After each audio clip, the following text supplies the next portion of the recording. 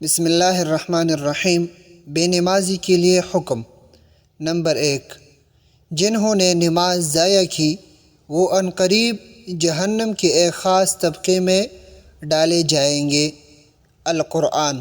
Number 2، جس نے جان بوجھ کے نماز نہیں پڑھی، نماز چھوڑ دی، اس نے کفر کیا۔ حدیث شریف۔ نمبر 3، بے نمازی کی عمر میں برکت نہیں ہوگی۔ حدیث مبارک۔ نمبر 4، صالحین کی علامت بے نمازی کے چہرے سے ہٹا دیا جائے گا۔ حدیث مبارک۔ نمبر 5، بے نمازی جب مرے گا تو ذلیل ہو کے مرے گا۔ حدیث۔ نمبر 6، بے نمازی کا کوئی دعا قبول نہیں ہوگی۔ حدیث مبارک۔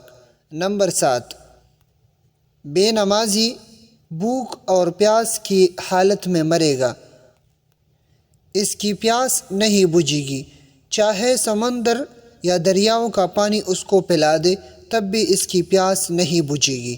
نمبر 8، بے نمازی کا قبر تنگ کر دیا جائے گا اور آخرت میں اس کا حساب سختی سے لیا جائے گا۔ نمبر 9، حضرت امام ابو حنیفہ رحمۃ اللہ علیہ فرماتے ہیں کہ بے نمازی کو قید میں ڈالا جائے جب تک یہ توبہ نہ کرے۔ حضرت امام احمد بن حنبل رحمۃ اللہ علیہ فرماتے ہیں کہ نماز کو چھوڑنا کفر ہے۔ حضرت امام شافعی رحمۃ اللہ علیہ فرماتے ہیں کہ بے نمازی واجب القتل ہے، اس کو قتل کرنا چاہیے۔ حضرت امام مالک رحمۃ اللہ علیہ فرماتے ہیں کہ وقت کے بادشاہ حکم دے دے بے نمازی کے بارے میں کہ اس کو قتل کر دیا جائے۔ حضرت عبد القادر جیلانی رحمۃ اللہ علیہ فرماتے ہیں کہ بے نمازی کو مسلمانوں کے قبرستان میں دفن نہ کیا جائے۔ سلطان باہو فرماتے ہیں کہ بے نمازی سے خنزیر بھی پناہ مانگتے ہیں۔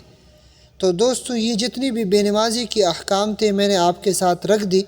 اللہ تعالیٰ مجھے اور آپ کو 5 وقت نماز کا پابندی سے پڑھنے کی توفیق عطا فرمائے، اور جو لوگ نماز نہیں پڑھتے ان کو دعوت دیا کریں اور ان سے بات کیا کریں کہ وہ نماز پڑھا کرے۔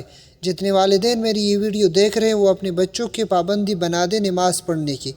جب بچہ 7 سال کا ہو جائے تو اس کو نماز پڑھنے کا حکم دو، اور جب وہ 10 سال کا ہو جائے تو اس کو زبردستی نماز پڑھنا شروع کر دے۔